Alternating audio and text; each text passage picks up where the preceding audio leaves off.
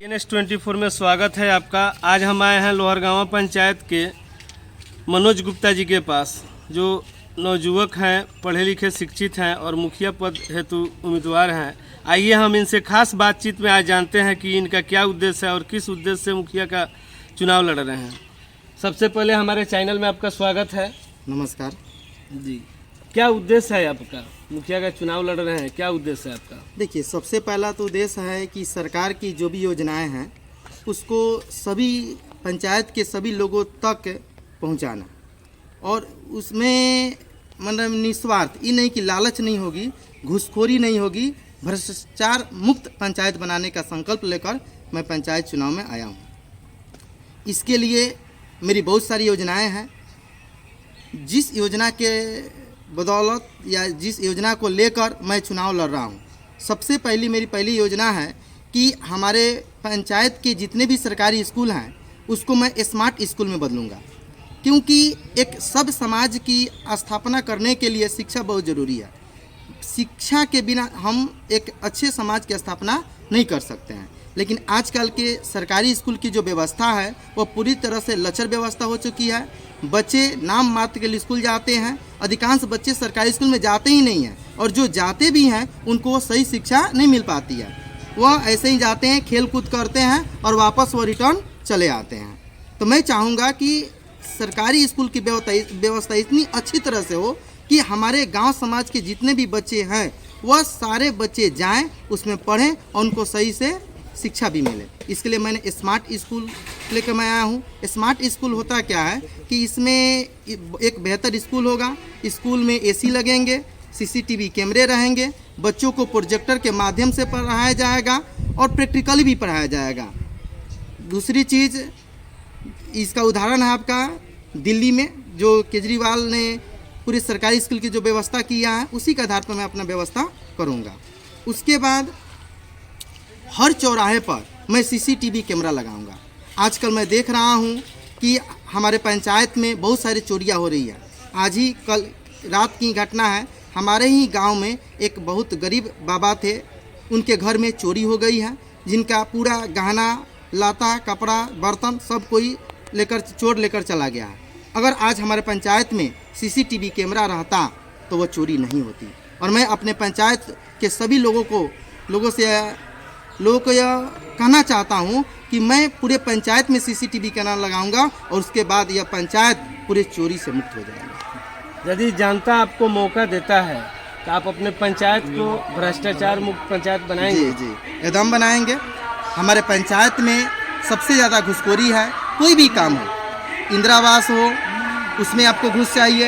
यहाँ तक कि जब शुरू में 25,000 लोगों को मिलता था तो उसमें 5,000 तक के डेट में सरकार गरीबों का आवास बनाने के लिए अगर 1,20,000 रुपया देती है, 1,20,000 रुपया देती है, तो उसमें से लोगों को 20 से 30,000 तक घूस चाहिए।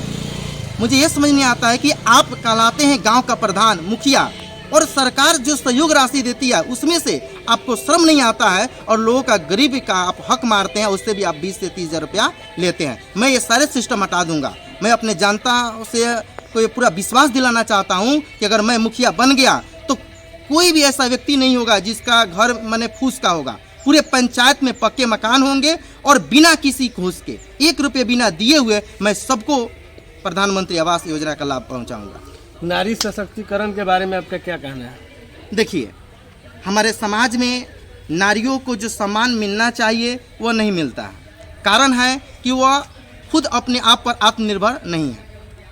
तो उनको आत्मनिर्भर बनाने के लिए मैं अपने पंचायत में ट्रेनिंग सेंटर खोलूँगा।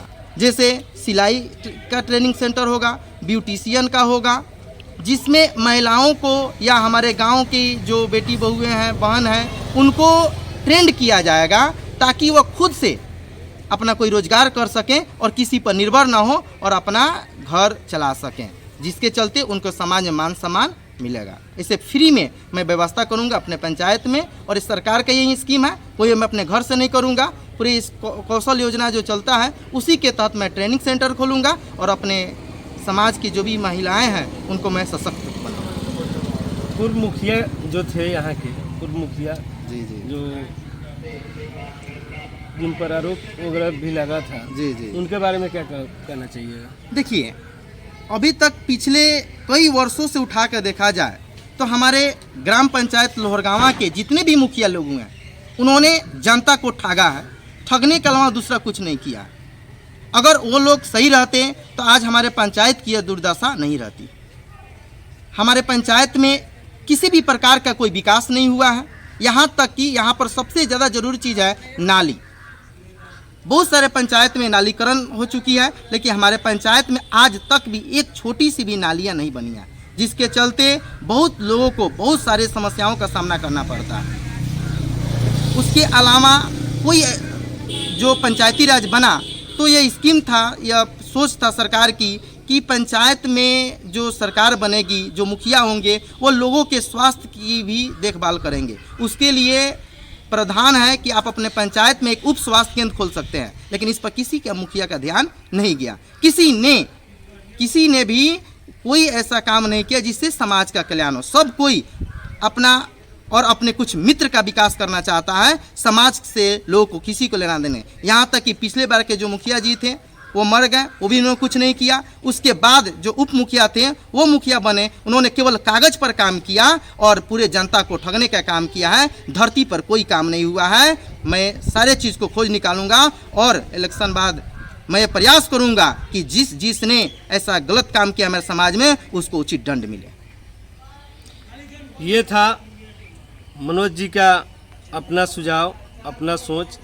देखते हैं जनता इनको यदि मौका देती है तो ये अपने बात और विचार पे कितना खड़ा उतरते हैं। नमस्कार।